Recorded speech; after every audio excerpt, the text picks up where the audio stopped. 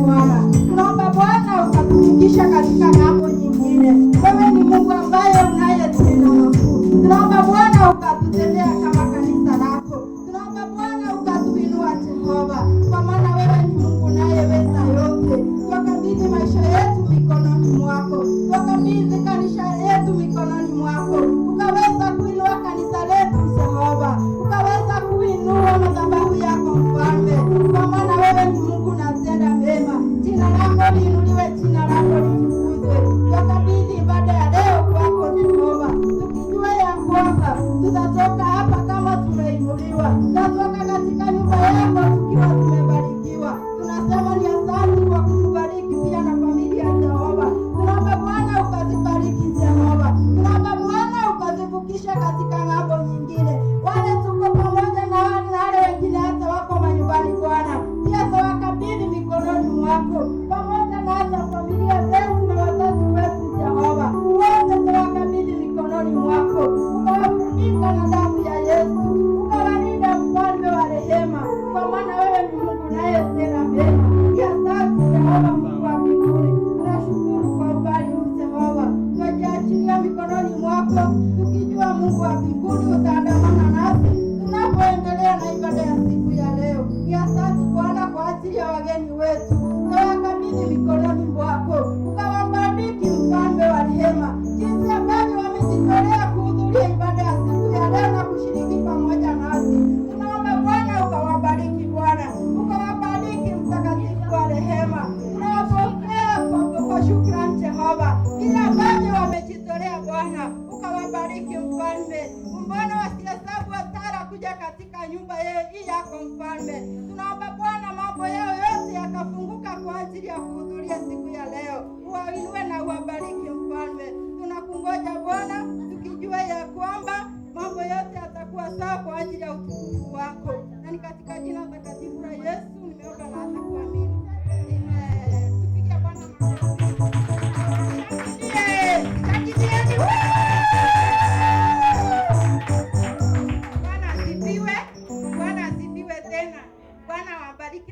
Mema, leo ni siku yetu, ndio mnaona sisi ndio tunahudumu hapa na ndio tumerembeka hivyo na red na white. Bwana asifiwe. Naomba mtushikilie na tutaenda mbali. Bwana asifiwe. Wakati huu ni wakati wa kumtolea Mungu tunapoendelea. Wewe ni pamoja tunapomtolea Bwana, nikuambia hapo pekee.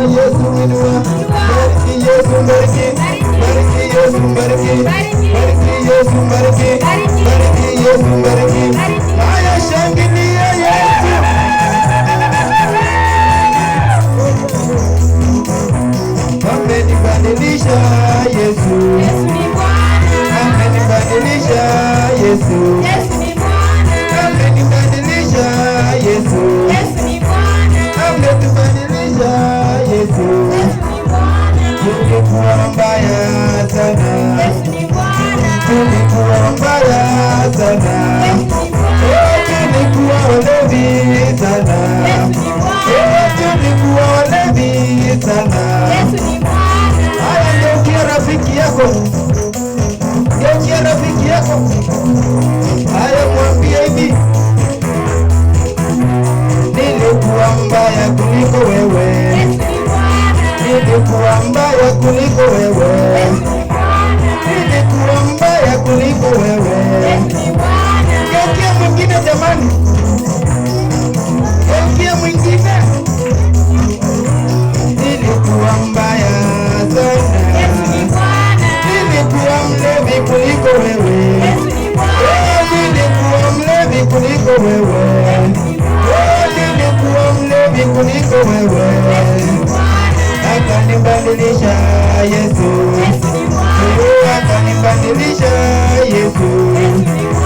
Ndio maana ninaimba nikisema, ndio maana ninaimba nikisema, ndio maana ninaimba nikisema.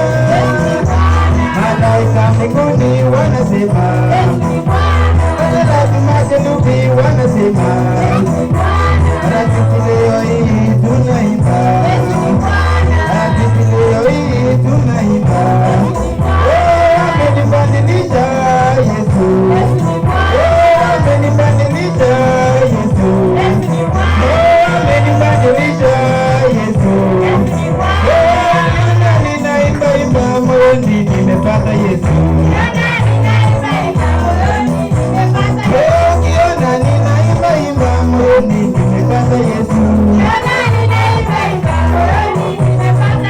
Ukiona ninaimba imba moyoni, nimepata Yesu. Mimi na Yesu tunapendana, mimi na Yesu tunapendana, mimi na Yesu, mimi na Yesu, mimi na Yesu, mimi na Yesu, mimi na Yesu tunapendana, mimi na Yesu tunajuana.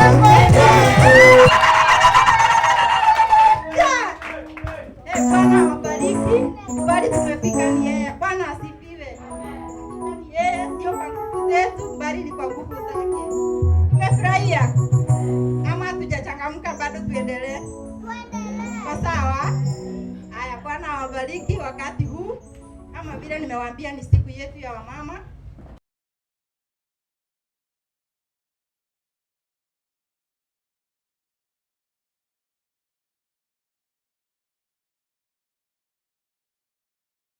KG Patanisho, tuko tayari kuwaigizia wanawake waliokataa kuvunjika. Karibuni.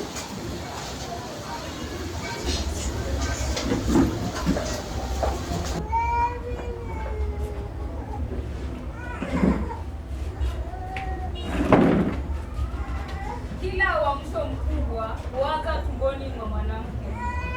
Kila kizazi hutengenezwa na mama. Mwanamke akinyamaza, kizazi huumia. Mwanamke akiinuka, hatima hubadilika. Leo tunaangalia wanawake watatu waliokataa kuvunjika. Mwanamke wa kwanza alikuwa Hana. Wa pili alikuwa mwanamke mwenye kutoka na damu. Wa tatu alikuwa mwanamke wa leo. Hana alikuwa mwanamke wa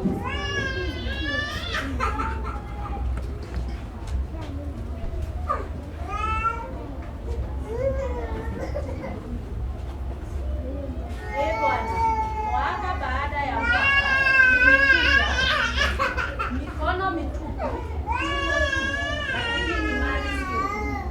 Alitakiwa, alieleweka vibaya, lakini alielewa jambo moja, na kuwa maumivu yanaweza kuua au kujenga. Aliinuka polepole. Sitaruhusu maumivu yanipige, nitaamini Mungu.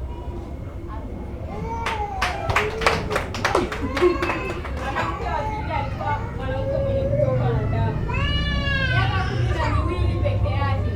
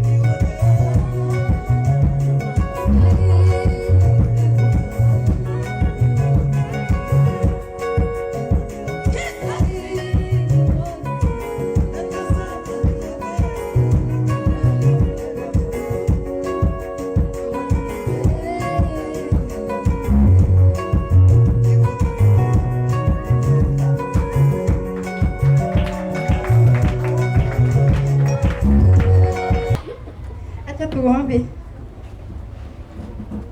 Mungu wetu na Baba yetu, tunaja mbele zako tukisema ni asante kwa umbali huu ambao umetufikisha. Tunasema ni asante kwa vile umekuwa mwema, umekuwa mwaminifu tangu tulipoingia katika hii madhabahu Jehova. Tumeona mkono wako, tumekuona ukituongoza Bwana. Endelea kutuongoza mpaka tutakapomalizia ibada ya siku ya leo. Naomba mkono wako ukaenenda pamoja nasi, na ukitenda hayo sifa na utukufu ni zako.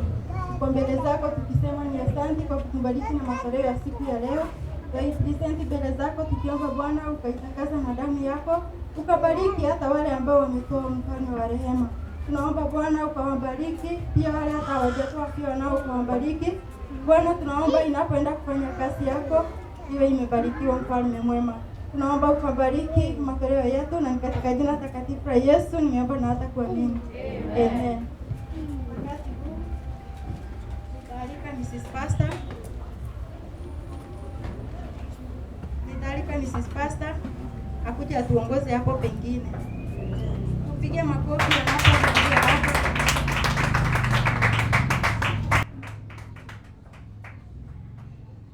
Bwana asifiwe. Amen. Bwana asifiwe tena. Nimpungie mkono hivi kama unampenda Yesu. Wangapi wamebarikiwa ubali huu?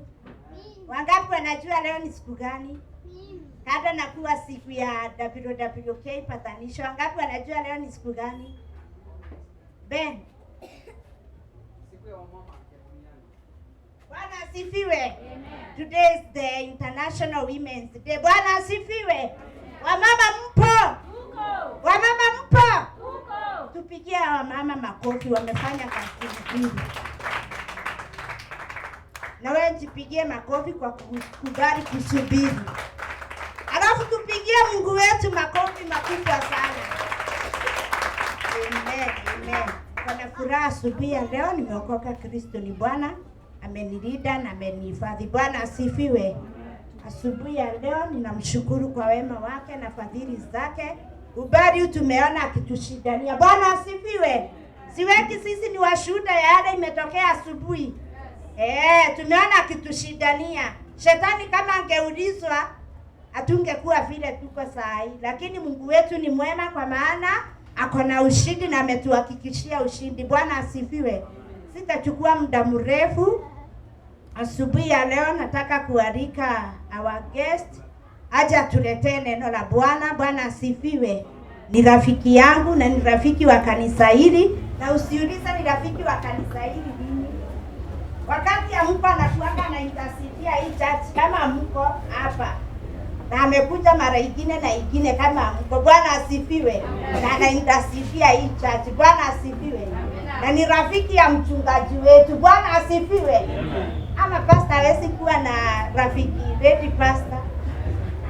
Ni rafiki ya mchungaji wetu, wamesoma pamoja na ni rafiki yangu. Kuna vile tunaitananga. Bwana asifiwe. Na ninampenda kwa maana ni mnyenyekevu. Kwa hivyo ninataka tusimame tunapoalika Pastor Susan aje atuletee neno. Bwana asifiwe. Tusimame sisi wote tupige shangwe na vigelegele wakati tunapomkaribisha. Nataka kusikia shangwe na vigelegele tunapokaribisha pastor ili alete neno la Bwana. Wacha tuombe kwa ajili ya neno. Tuamini na tuombe. Baba, katika jina la mwanao Yesu Kristo ninakushukuru mfalme. Hakuna Mungu mwingine kama wewe Jehova. Pokea sifa, pokea heshima na utukufu.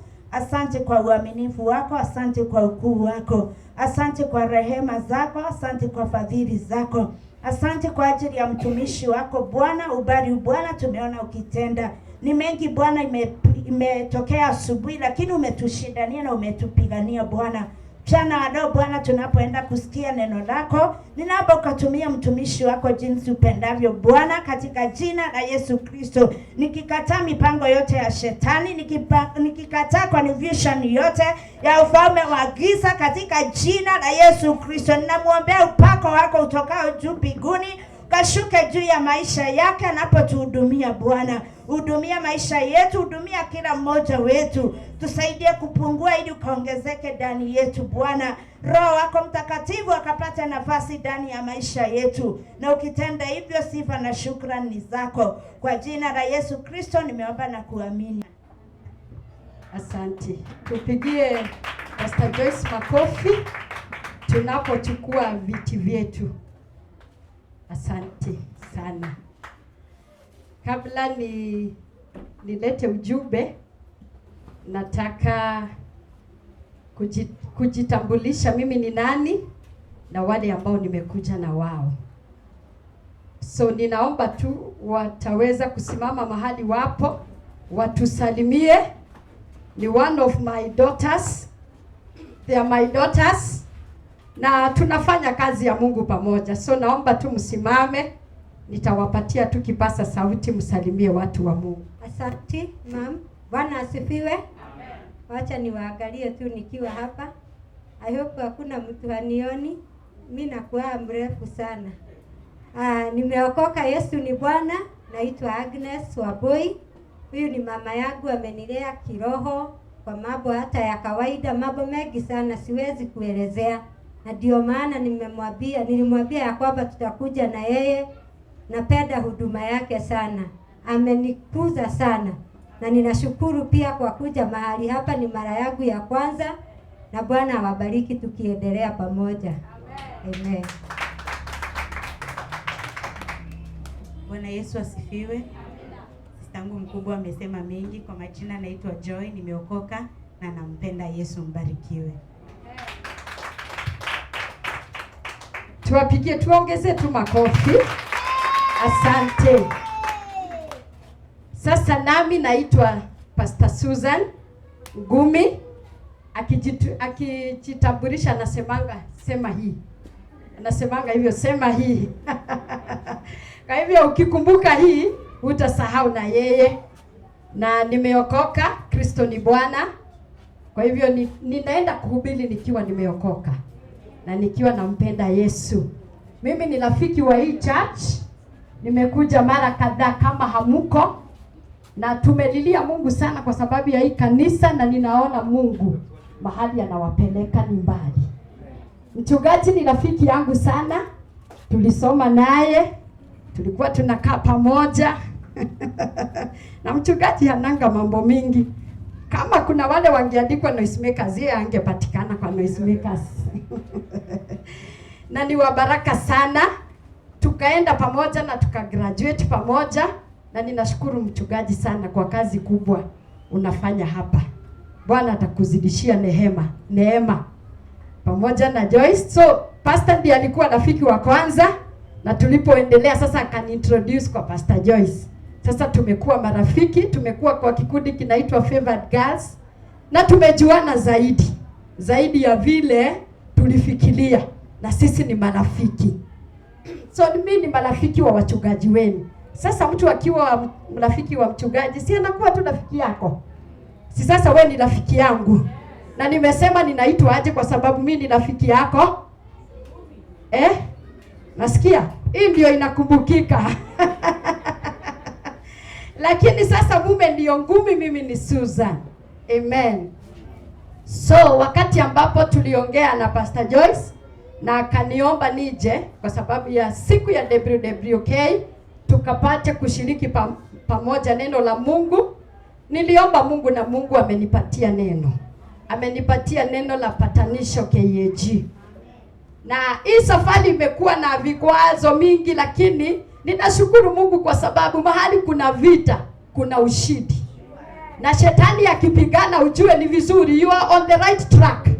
Wakati ambapo wewe ni Mkristo na huna vita, kuna question mark. Lakini wakati uko na vita, kila siku ni vita, unajua niko the right track. Niko na Mungu. Maana ufalme ni mbili. Lazima hii pigane na hii nyingine, na yetu ndio inashinda. Amen. So leo wakati ambapo Pastor Joyce aliniambia ama aliniomba, na ninashukuru sana mchungaji kwa kukubali as the senior pastor. Thank you so much for allowing Joyce atumiwe na Mungu alete mimi hapa. God bless you so much. So ninaomba sitakaa sana. Kwa hivyo unitie moyo kwa kusema amen. Na jambo lingine nataka unitie moyo nalo ni kunipe smile. Kusimama hapa si rahisi.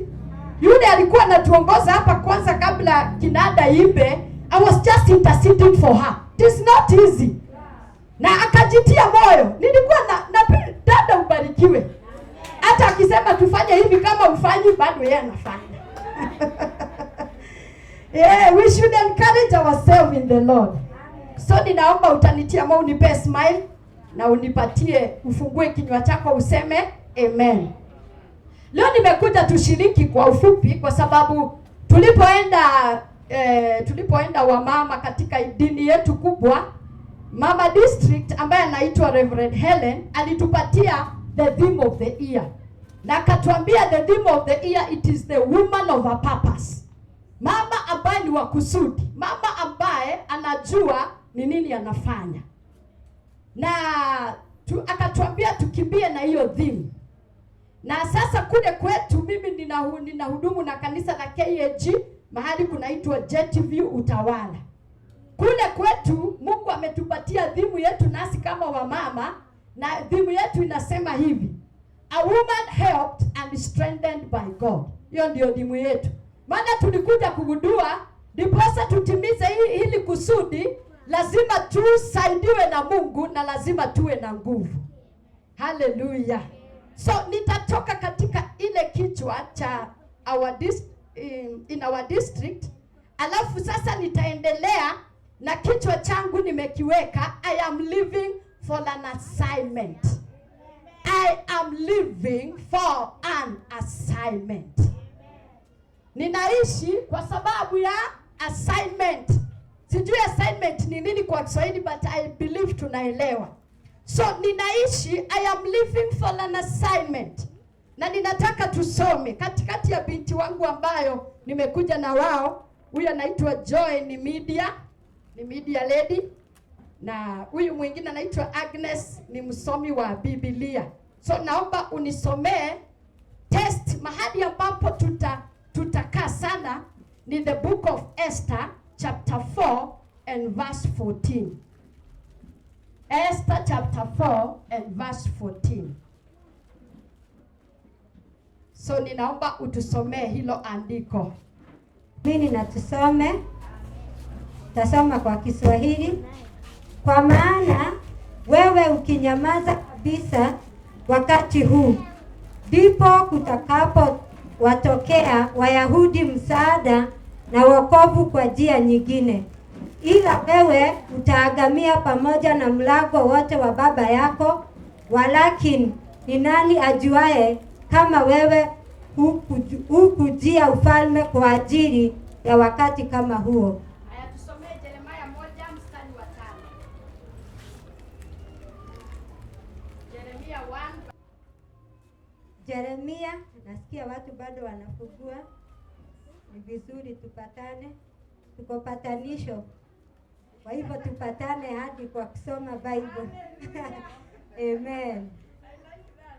Yeremia chapter 5.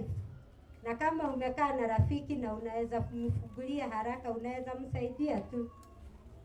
Kwa kanisa hakuna hukumu. Haleluya. Bado tunafungua.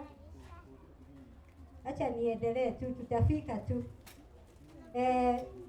Yeremia 1 mstari wa 5 inasema, kabla sijakuumba katika tumbo nilikujua, na kabla hujatoka tumboni nilikutakasa, nimekuweka kuwa nabii wa mataifa. Amen. Asante Baba, ni asante kwa hilo neno. Tunaomba tunapolipokea na ninapolinena, Roho Mtakatifu leta ufunuo unaofaa, nipe usemi unaofaa, na ninaomba upatie hawa watu wa Mungu kuelewa neno lako. Ninakamata mateka kila roho huwa inajinua wakati wa neno, na ninaiweka chini ya mamlaka ya Yesu katika jina la Yesu. Asante Yesu, tumekupatia nafasi yako uhudumie watu wako. Pokea sifa na utukufu Roho wa Bwana unapotupe kuelewa neno lako. Kwa jina la Yesu tumeomba na kuamini. Amen. So nimesema kichwa cha ujumbe ni I am living for an assignment.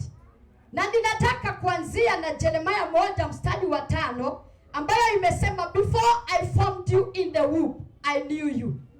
Nimekuja kuambia mtu wa patanisho, before Mungu akuweke kwa tumbo la mama yako alikujua.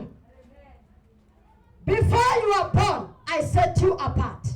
Kabla hujazaliwa Mungu alikutenga.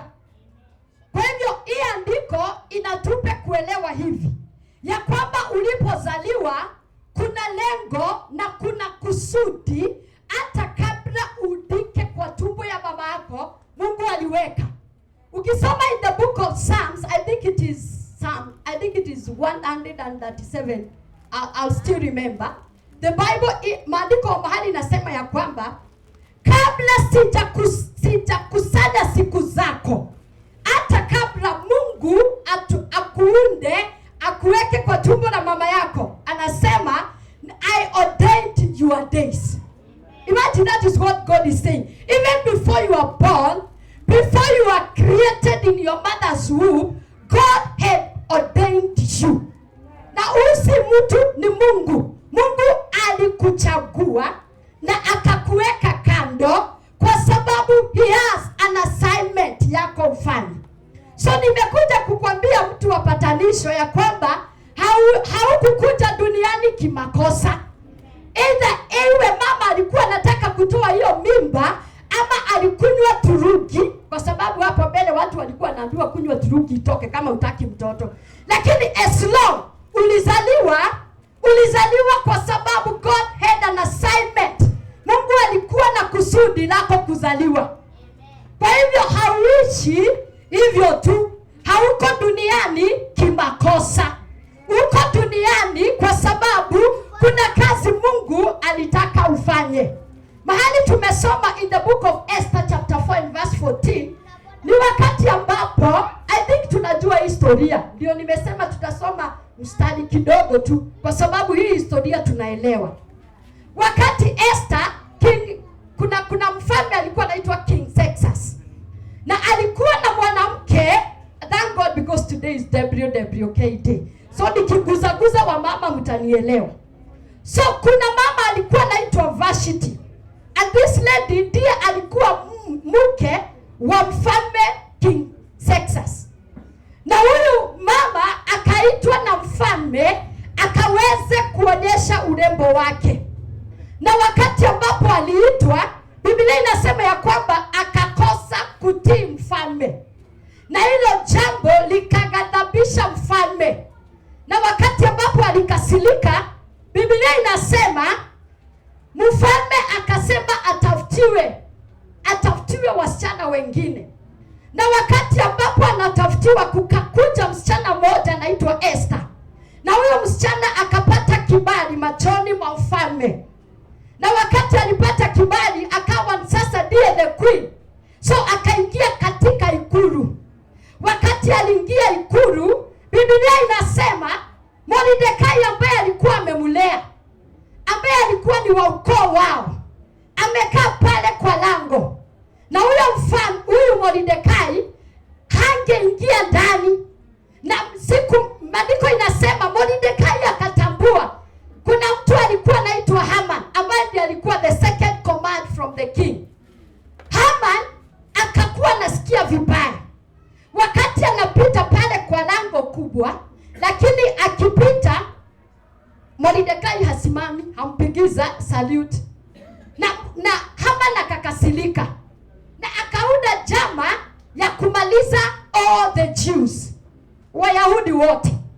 Na maandiko inasema wakati ambapo kuna pangwa hiyo jama, Haman amepeana pesa vile watu watauliwa wote, na Mordekai akajua hiyo jama. Hallelujah. Na jambo moja ninashukuru Mordekai sana, because alijua ninakaa hapa for an assignment. Siyoko hapa tu. Unajua sitawekwa hapa tu. Sikai kwa geti tu. Ninakaa for an assignment. Niko hapa for an assignment. Niko hapa kuna kitu ninafaa nifanye. Ninaamini tukimalizia kuna mtu atajua kwa nini niko patanisho KAG. kwa jina la Yesu. So Mordekai akagundua hiyo jama, akapata kujua hiyo jama. Na kuna jambo lingine Mordekai alikuwa amefanya. Kuna watu wawili walitaka waliunda jama ya kuwa mfalme, na maandiko inasema Mordekai akajua, lakini mfalme hakuwa amejua. Bwana asifiwe. Ni hiyo historia mnaelewa. Ukiona mwenzako kama ameenda, unajua shetani upigana na neno. Ukiona kama mawazo imeenda bali, gonga yeye. We are sisters and brothers keeper. So maandiko inasema wakati Mordekai amejua ile siri ambayo, ile jambo ambayo Haman ameamua kufanya, maandiko inasema hivi: akalalua manguo, akavaa magunia, na akiwa pale akawa analia. Na maandiko inasema hii habari ikafikia Esther akiwa ndani ya ikulu. Akatuma jamaa akamwambia, nenda umuulize hasa ni nini inamsumbua. Mordekai akajibu, mara ya kwanza alimtumania mavazi, and then mumwambia atoe hizo manguo na avae hizi. Zilipotumani wa Mordekai akakataa, zikarudi. Esther akatumana mara ya pili, akatuma wale watu akawaambia, nenda mumuulize ni nini hasa inamsumbua. Wakaenda. Walipofika, maandiko inasema Mordekai akamwambia, shika hii barua, nenda umuonyeshe, kwa sababu wana Wayahudi tuko pabaya, tunaenda kuuliwa. Na Mordekai akaambia Esther, umwambie akinyamaza wakati kama huu, haleluya, akinyamaza wakati kama huu, msaada utatoka kwingine mbinguni. Na hata wewe ujue Esther, ukinyamaza wewe hutakuwa umeokoka, because you are also a Jew. Na akaendelea akamwambia mstari ambao tumesoma, who knows whether you have come to the kingdom for such a time as this. Nani anajua kwa nini uko katika ufalme a time like this? In other words, Mordekai was reminding Esther, alikuwa nakumbusha Esther, you are not there kujifurahisha tu. Haukuwa pale tu kuwe queen peke yake. Ni njia ya Mungu ilitengenezwa ukuwe pale for an assignment. You are there to save the nation of Israel. Uko pale uokoe wana wa Israeli. Na ukinyamaza, msaada utatoka mbinguni, na wewe hutaokoka. So wakati ambapo Mordekai anapeana ujumbe, ni kama ulipofikia Esther, ni kama ni makaa ilimchoma. Hey, hallelujah. Ninapenda hii. I like this woman of God. Na ninaomba wamama wapatanisho, the God you release is revival. Like the way Esther was revived through Mordecai's words. Akajua, yes, I'm not just here, I'm here for an assignment. Na maandiko inasema Esther akasikia, akatumana ujumbe. Hallelujah. Sometimes wakati nafikiria Esther, nasikianga kujielewa zaidi mama. Wamama mpo. Imagine sisi ndio tuko na wimbo. Sisi ndio tunaleta uhai. Na tuseme tunalao wazee, lakini sisi ndio tuko na uwezo wa kubeba. Mtu ambaye anabeba uhai ndani yake is a great person. Is a powerful being. Hallelujah. Sisi ndio tunazaa. Ninataka kuamini kabla tutoke hapa, hii kanisa tutahama huku. Because it is too small for us. Kwa sababu tutachemka kama Esther. Esther akatumana ujumbe, akaambia hao watu walikuwa anatuma, akawaambia, enda uambie Mordekai kule Susa yani just combine people. Wacha upate watu, na mimi hapa na wajakazi wangu tutafunga siku 3. Hallelujah. Tutafunga siku ngapi? 3. Let me tell you church, Esther, hii assignment, it was not easy. Unajua ni kwa nini? Kulingana na sheria lakini zimepita. Huwezi enda kwa ufalme tena until that days are over. That was the law. Na sasa walikuwa tu wametoka, mfalme kama ameitana. Na sasa Esther anasema, na sheria ilikuwa hivi, kama utarudi before the days zifike, sheria ilikuwa tu ni uuliwe. So Esther alikuwa anajua this is not easy. If I go back to the king, sasa mimi ninakufa. Lakini maandiko inasema Esther akamwambia, let's read in that to Esther chapter 4 verse 16.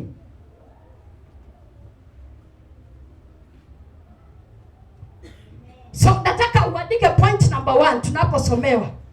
Point number 1, assignment requires courage. Assignment requires courage. Assignment ile Mungu amekupea inahitaji courage. So tusomee hiyo mstari wa 16.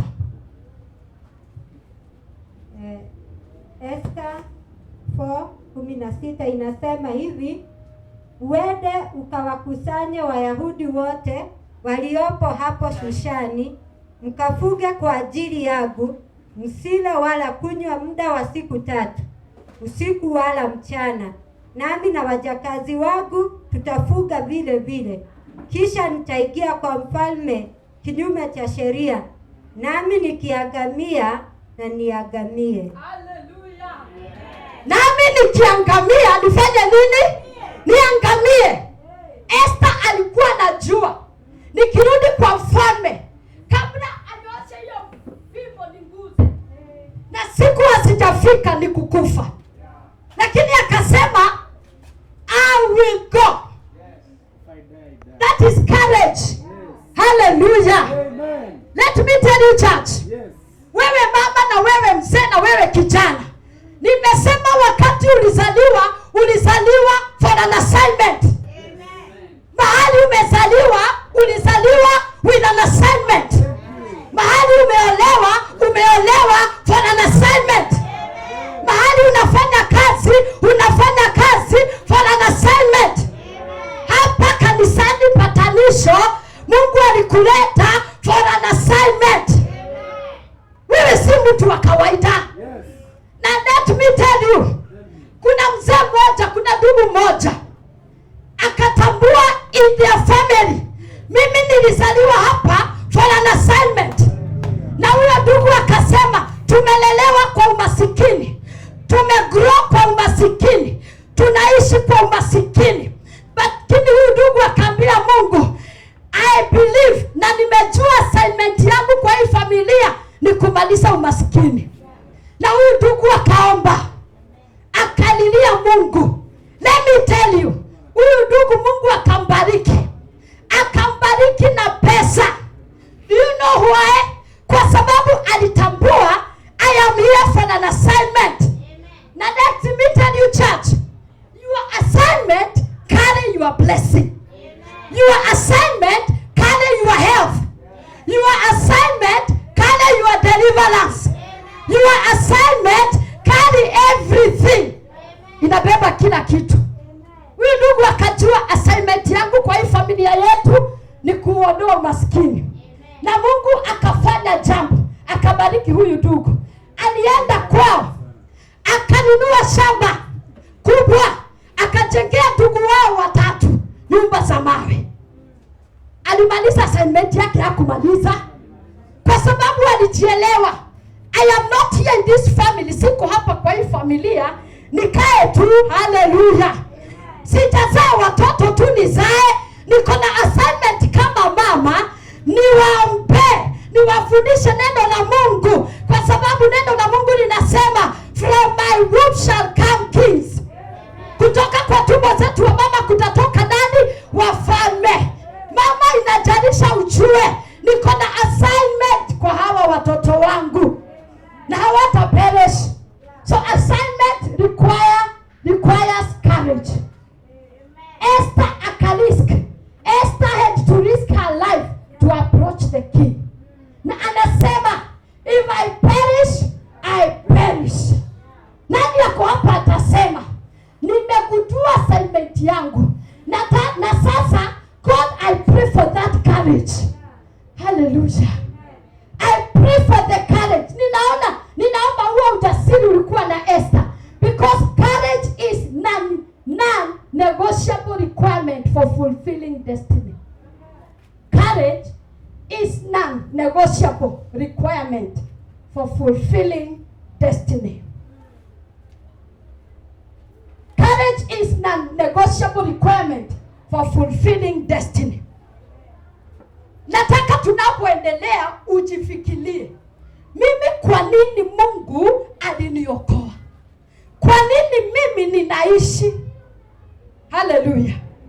Unajua kuna vitu ambavyo Mungu anakuanga amefungwa mikono. Because neno la Mungu linasema Mungu ni mtumwa wa neno lake. Hawezi akaenda zaidi ya neno lake. Na kama hujajielewa kwa nini unaishi, it is very hard Mungu kuachilia kile aliamua ni chako. Kama hujajielewa, hebu uliza mwenzako kama anaelewa. Unaelewa? Anakuambia anaelewa ama haelewi? That is why God anaambia Joshua. When you read Joshua chapter 1 verse 9, God anaambia Joshua, amempatia assignment ya kupeleka wana wa Israeli. After Moses alipokufa, Mungu anapatia Joshua hiyo mandate. Anamwambia ongoza wana wa Israeli. And this is what God is telling Joshua. And Joshua was a very powerful man. And when he said what God was telling Joshua, this is God, not me. That is what the Bible says. Joshua chapter 1 verse 9. Be strong and courageous. Hallelujah.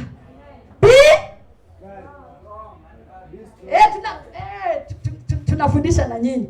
Be strong and courageous. Kwa nini Mungu anaambia huyu mtu wa Mungu be strong and courageous?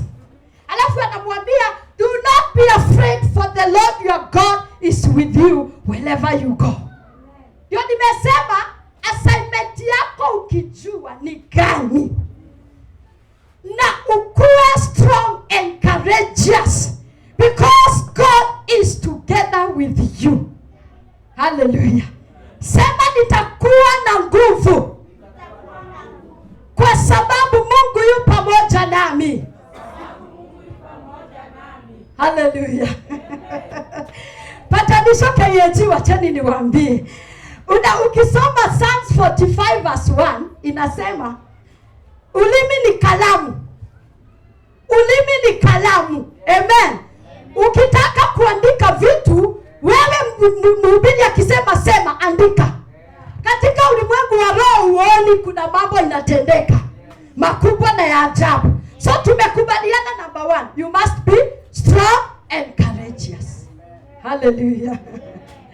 Now point number 2. God position you for an assignment. Andika me. God positions me for an assignment.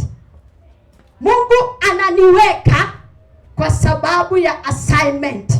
God positions me for an assignment, kwa kusudi. Hallelujah. So nitasoma hii, nimeandika God strategically places you where your assignment can be fulfilled. God strategically places you where your assignment can be fulfilled. Mungu anakuweka ye mwenyewe mahali ambapo anajua ile kusudi alitaka ufanye litakuwa, yani litatimizika pale. Inaweza kuwa ni family, inaweza kuwa ni church kama hapa, inaweza kuwa ni workplace, na inaweza kuwa ni leadership ama relationship. Because Esther was positioned in the place for destiny, not by chance. Esther was positioned in the place for destiny. Na swali nataka ujiulize ni hii: kwa nini niko patanisho KG? Why God has placed me here? There are so many churches huku, si ni ukweli?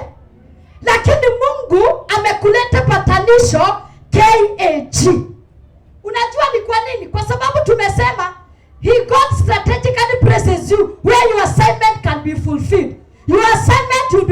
fulfilled here. Yule anacheza kinanda, his assignment will be fulfilled here. Kwa sababu Mungu alikuleta for this assignment. Bwana asifiwe ndugu. Wanaitwa wafungi siku hizi. Na wafungi Bwana awapatie neema. Kwa sababu hawatulii church moja, lakini si huyu wetu, si ndio? Naamini huyu wetu haendi, atakaa until he fulfill his assignment. Kwa sababu Mungu alikuleta hapa ndugu, unaona vile ulikuwa unaimba na umeweka. Yaani amejiudia stand yake mwenyewe. Na ametuibisha. That is your assignment in Patanisho KAG. Hallelujah. Kuna huyu dada ametuibisha. God alikuleta hapa uimbe. Na mwingine ako pale na anajua kuimba na hakuji. Lakini kutoka leo atakuja. Amen. Kuna mwingine aliletwa hapa aanzishe kwaya. Ako na mwito wa kwaya. Lakini ametulia tu. Nimesema your assignment is fulfilled in the place God has placed you. Hallelujah. Mwito wako unatimilika unapofanya kile Mungu alitaka ufanye mahali alikupeleka. Amen. Kuna mwingine kazi yake, assignment yake kwa hii church ni kusafu wachungaji na maji. Hallelujah. Lakini anagoja tu, anasikia tu uoga. Tumesema from today hatuogopi. Because tumejua assignment, lazima tuwe na courage. Lazima tuwe brave. Hallelujah. Mimi huwa ninaambia wamama hivi. Kwa kazi ya Mungu hakunanga kiberebede. Najua watu wanaambia kile kimama, kile pendanga kujipeleka. Kiberebede mingi. Lakini kwa kazi ya Mungu hakuna kiberebede. As long inakuwa kiberebede kama ni kuharibu. Lakini kama ni kutengeneza iko tu sawa. So kama wewe unasafu maji, tafuta zile viatu za juu. Hallelujah. Let me tell you church. Kuna baraka unapofanya assignment yako. Na let me tell you something nimegundua. Mimi tuko kwa huduma kwa miaka kadhaa, sio mingi. Lakini nimejua yule mama ama lady anasafu kwa madhabahu, kuna utukufu Mungu huachilia juu ya huyo. Na kuna mavazi anaachilianga si ya kawaida. Because anapita tu watu wakimwangalia. So lazima tu anasile tu. Na anaposile hivyo utukufu unaonekana kwa Mungu. Yaani huyu hasafu in the bank, anasafu in the church, in the altar. Na mpangilio. Kazi ya Mungu ni ya mpangilio. Tunabeba na tray kama watu wametuzwa vizuri, wamefundishwa vizuri kwa sababu ni kazi ya nani? Wewe. Sisi sote tunaendaga bank. Unahitaji kuambiwa mtu ambaye anafanya kazi bank. Nini nafanyanga ujue? Utamuona tu. Mavazi. Si ni ukweli? Those people kuna mavazi. Yaani ukiingia tu unajua this lady, this man anafanya kwa bank. Ni kweli? Alafu sijui kama ushaiona hawatembeagi ovyo. Wanatembeanga na mtaratara. Si ni kweli? Kwa sababu wamekuwa trained. This is a serious job. You are serving the humanity. Si ni kweli? So hata kazi ya Mungu assignment, imagine that is the assignment in the bank. Na hata manager anaangalia, anaona this guy is doing it excellent. So nitamuongesha mshahara. That is what God does. Akiona unafanya vizuri, mshahara anaongeza. Akiona unatia bidii, anaongeza. Hallelujah. So we need courage. So kama wewe unasafu hii maji, nataka kutoka leo ujivalie confidence. Unaitwa aje? Yeah? Ujivalie ujasiri. Si ni ukweli? Nitawapatia ushuhuda tukiendelea hapo mbele kidogo. Number 3, assignment requires spiritual preparation. Assignment requires spiritual preparation.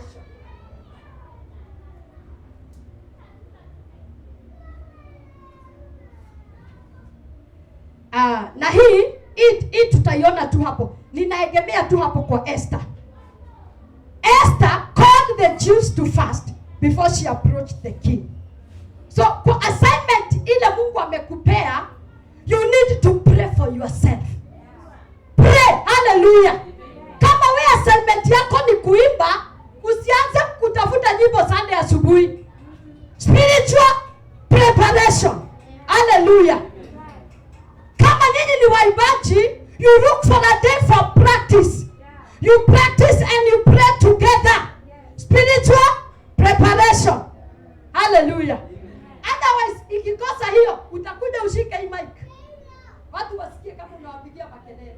Utaona watu wanafanya hivi, ukiimba wamefunga masikio kwa sababu wanasikia kama ni kelele. Hallelujah. So you need to pray. Spiritual preparation inifanya nini? Uombe. Pray for the people. Ombea watu. Amen. Ombea ile kazi unafanya. Ambia Mungu, ninapofanya hii kazi kama ni treasurer, ninapohesabu hii pesa leo kwa sadaka, treasurer hoe uko treasurer, unapohesabu hii pesa, ambia Mungu, as long umeniweka ikuwa ni assignment yangu, lazima ifike 30,000 per month ama 50 per month, because it is your assignment. Pray for yourself. Point number 4, assignment attracts opposition. Assignment attracts opposition. Ndugu, usiniombe sahi. Hallelujah. Assignment attracts opposition. When God gives you an assignment, opposition comes. Hallelujah. Wakati utajipata uko na pingamizi, hata mahali umeoleka, hata mahali umezaliwa, hata mahali kazini, unapojikuta uko na pingamizi, ujue ya kwamba you are on the right track in your assignment. So Esther faced Haman. Ukisoma Esther chapter 7, hatutasoma, lakini Esther akaface Haman. Na tukiendelea kusoma utaona aliweza ile gano alikuwa ameweka Mordekai auliwe, yeye ndiye alikufia pale. So opposition is often a confirmation that you are in the right path. Unapopatana na pingamizi, ujue uko sawa, uko the right track. Amen. Unapopata kila wakati ni vita, hapa si kwa kusema nitaacha. Nimeona watu wakisema, si nimesemwa, kwani kanisa ni moja tu, alafu anaenda.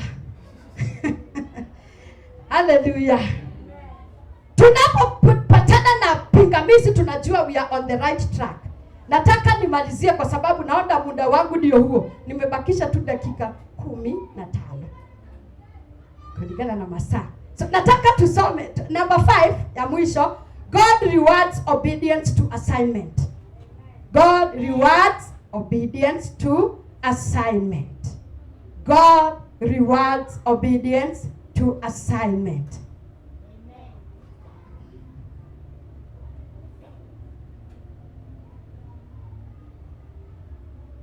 Sasa nataka tusome hii ingine ambayo imebakia, the result of living for your assignment.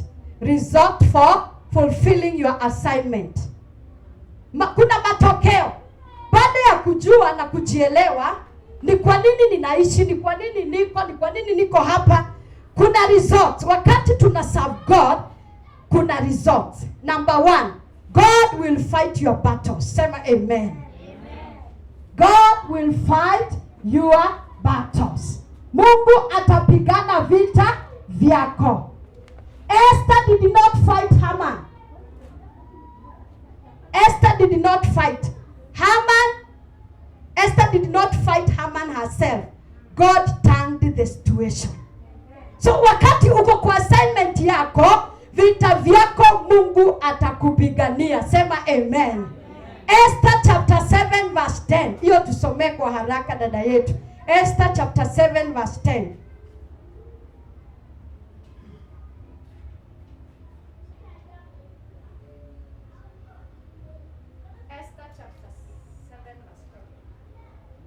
inasema hivi: basi wakamtundika Hamani juu ya mti aliyomwekea tayari Mordekai.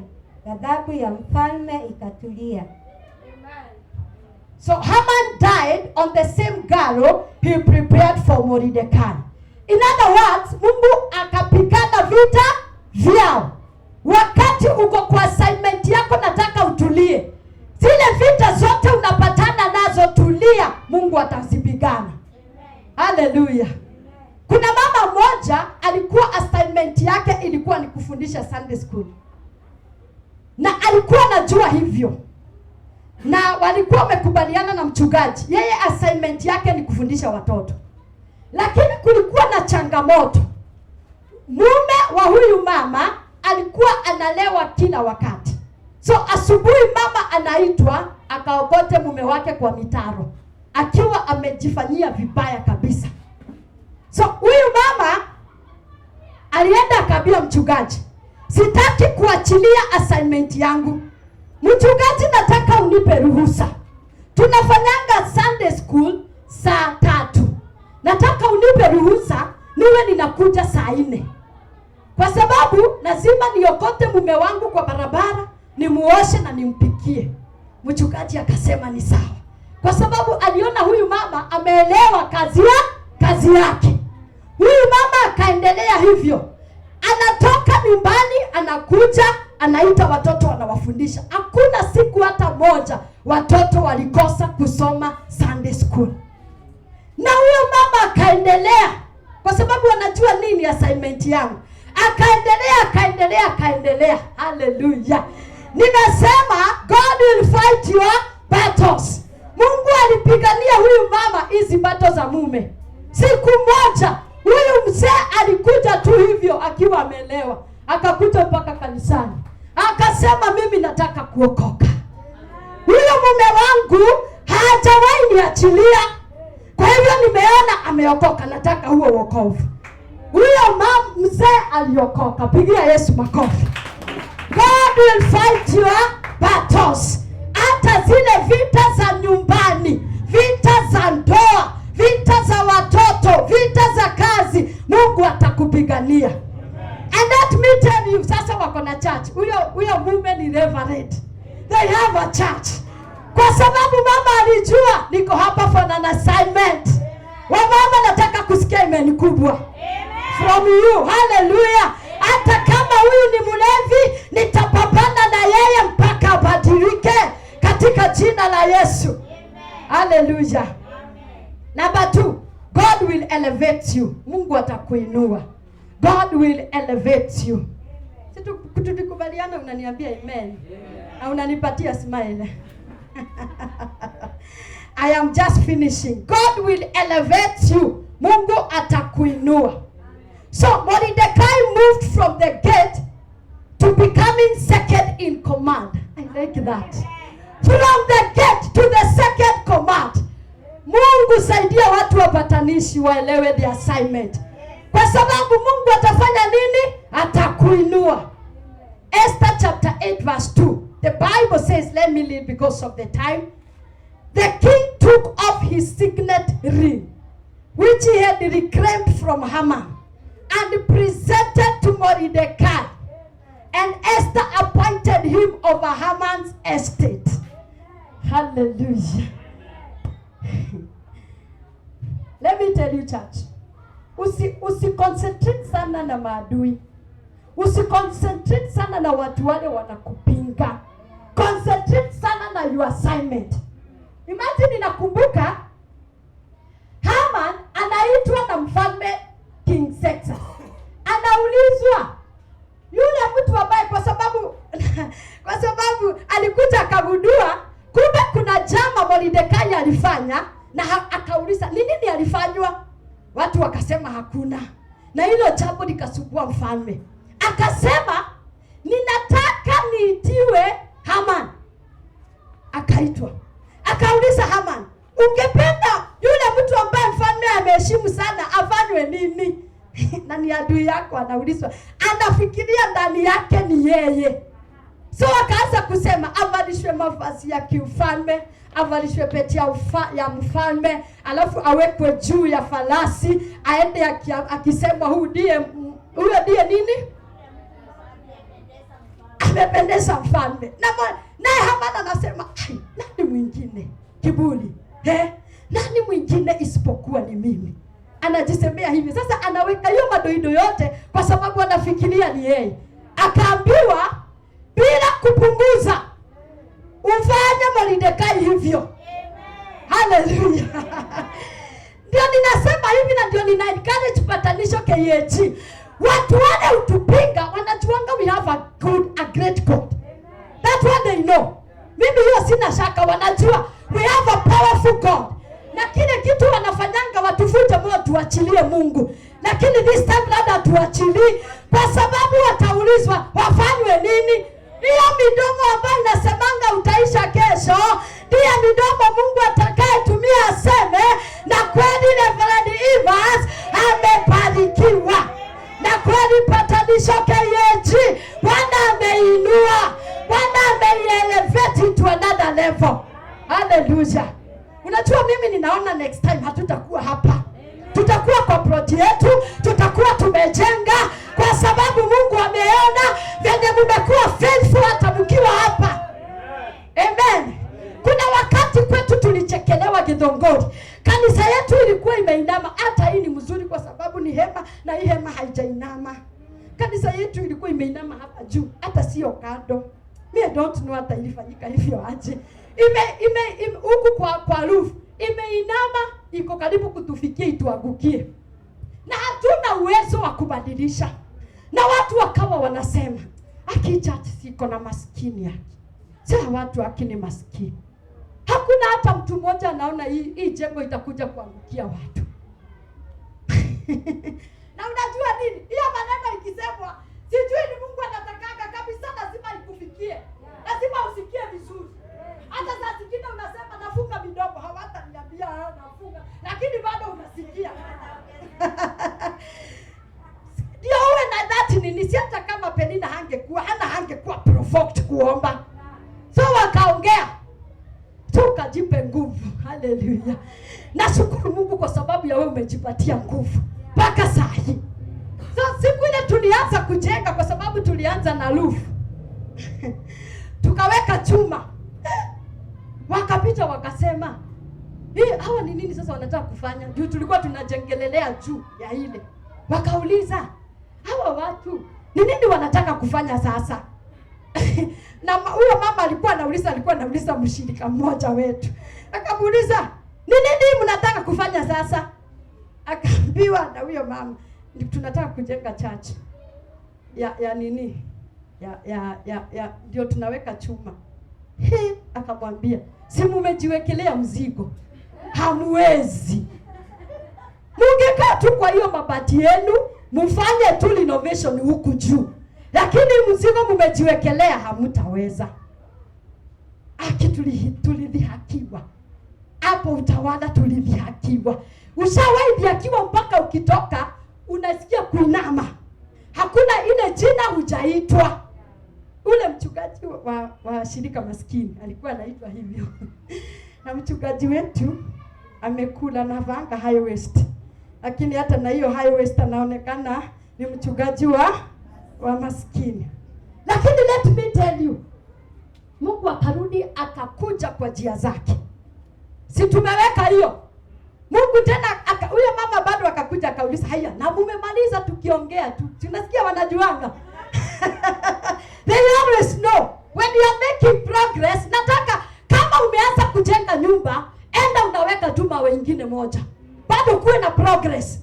Juu wanarudi wanasema haya na watamaliza tu tukiongea. Huyo mama akasema hivyo. Akarudi akauliza huyo mama, tulipomaliza mabati, haya na mmemaliza mabati, sasa huku kando mnataka kuweka nini? Huyo mama akamwambia, mchungaji alisema tunaweka mawe. Alipiga duru. Mchungaji naye, kwani kichwa yake si mzuri? Mawe iwekwe na nyinyi. Nyinyi sasa kama we mmoja. Alikuwa anaulizwa hivyo. Na ninashukuru Mungu kwa sababu ni vizuri kutofujika moyo. Nataka kukuencourage mtu wa KAG patanisho. Si mtu anainuanga, ni Mungu huinua. Ni Mungu hutoa masikini wanakulania na wafalme. Ni Mungu anafanya ile nyumba haijawahi ingia gari iingie gari. Ni Mungu anafanyanga watoto wanasoma degree zinaingia kwa hiyo familia. So tukajenga, tukaweka mawe. Haleluya. Na tukiendelea kumalizia akasema haja. Sasa hata nitawasupport. Hii ilikuwa serious. Hakutusupport, lakini mume wake alisukumwa na Mungu akatafuta mchungaji. Wakati uko na assignment nimesema God will elevate you. Akatafuta mchungaji akasema siwezi kubali hii kanisa iishe kama hakuna matoleo yangu. Hapa pamebaki ni mimi. Haleluya. Kama tungesikia sauti tungeendelea. Nataka unyamazishe hizo sauti. Na hata ukisisikia usisifuatilie. Yaani usisikie hizo sauti. Amua nitaendelea. Sasa wanasemanga kanisa letu. Wanasemanga hii ni kanisa letu la kijiji. Hii ni kanisa letu na lilikuwa mbaya. So God elevates you. Number 3, God will frustrate your enemies. Aya, wacha tu niseme God will frustrate your enemies. Nataka kutoa ushuhuda wa mama mmoja. Huyo mama alikuja kwa kanisa letu. Akasema yeye atakuwa analetea mchungaji soda. Assignment yake alisema Mungu aliniambia niwe nakuja naweka soda ya half liter. By then hiyo soda ilikuwa inatoka 30 bob. Nataka kuonyesha assignment venye mfanya. God ana frustrate enemies. Wale wanapinga wewe, wanapinga familia yako, wanapinga kazi yako, wanapinga watoto wako. Mungu anawa frustrate. Kufrustrate sijui ni nini kwa Kiswahili, lakini sisi ni wasomi. Si tunaelewa. Akasema, thank you. This girl is giving me a good smile. Sasa akasema atakuwa analete soda ya half liter. Imagine that lady had 6 children. Na mume wake alikuwa anakunywa. Yeye alienda akapimwa akapatikana ako na HIV. Aliletewa na mume wake. Akawa ni mgonjwa. Lakini alipokuja chachi yetu akaambia pastor, assignment yangu ni kulete soda. Akalete soda. Akaita watoto wake mkutano. Akawaambia, hii soda hakuna siku itakosa kupelekewa mchungaji. Hata wakati hatuna maziwa. Huyo mama alikuwa anasema kuna wakati walikuwa nakunywa turuki, lazima alete nini? Soda. Akaambia watoto wake, hii soda tunapelekea mchungaji, tumeiita school fees. Si soda tu, tunafanya assignment with a revelation na ufunuo. Akasema hii tumeita nini? School fees. Na mama akaendelea, akalete. Huyo mama tu alikuwa tu yani hapo chini, lakini hata mimi anakoroga imani yangu, kumbe kunaweza kuwa na mmoja. Akakuja kwangu akaona kwangu kuna vitabaa zimelaruka, akaniambia mama mchungaji ni nini sasa? Huku ni kwa mchungaji. Tununue vitabaa. Akasema nimeenda na nimeona ni kili moja. Utoe 500 na mimi nitoe 500. Akakoroga mimi. Mpaka mimi akaniondolea umaskini. So siku moja huyo mume wake akaaga. Alipoaga kwao alikuwa ameoleka Nyeri. So ikabidi waende. Sasa wangekaa Nairobi, wakaenda Nyeri. Tukaenda. Sisi tukaenda watu wa kanisa. Let me tell you. Hey, Mungu anajua kuinua watu wanaomtumikia. Unajua what happened? Baada ya mazishi watu wakaongea. Imagine watu walikuwa wanainuka. Wakasema, alikuwa anaitwa Sala. Mimi nimechukua Emmanuel, watoto wake. Nitamsomesha mpaka mahali atataka. Huyo ni wa kwanza. Wa pili anasema, ndio mimi nimechukua Duta. Nitamsomesha mpaka mahali atapata. Kwa mazishi watoto wake walipata sponsors 3. Kwa sababu ya nini? Kwa sababu ya soda ya half liter. Haya, sio hivyo tu, sio hivyo tu. Mwingine akasimama akasema, huyu mama hakuwa amejengewa, nitamjengea nyumba ya room 3. Akajengewa. Sasa alikuwa ananipigia simu baadaye ananiambia mpaka iko cemented na nimewekewa huku, sinaitaje hizi zinafanya kusikue na baridi hizi zinakaa kama cardboard. Akawekewa. Sio hivyo tu, sema amen. Sio hivyo tu, akarudi akaenda hospitalini, akapimwa, akaonekana Mungu amemponya. Akasema sijaamini, naenda hospitali nyingine. Alienda hospitali 5, ikaprove ako positive. Kuserve God, yani alifrustrate maadui. Mungu alifrustrate maadui. First born na second born walipatanga 350 marks, wakachukuliwa na Equity. Sinajua wanachukuliangwa. Yani in short, watoto wake walisomeshwa na soda ya half liter. Don't joke around with your assignment. Nataka kutoka sasa uangalie ni nini unafaa kufanya hapa na usitolewe na mtu.